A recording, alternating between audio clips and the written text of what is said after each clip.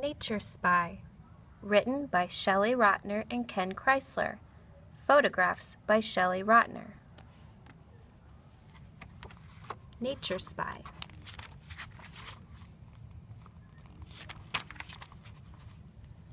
I like to go outside to look around and discover things. To take a really close look, even closer and closer. My mother says I'm a curious kid. She calls me a nature spy. Sometimes I look so closely I can see the lines on a shiny green leaf, or one small acorn on a branch, or seeds in a pod. I notice the feathers of a bird,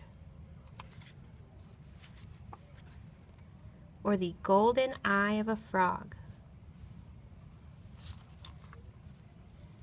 When you look closely, things look so different, like the bark of a tree or an empty hornet's nest, the seeds of a sunflower, or even a rock. Sometimes there's a pattern, like ice on a frozen pond, or a spider's web, or a butterfly's wing. Everything has its own shape, color, and size. Look closely at a turtle's shell,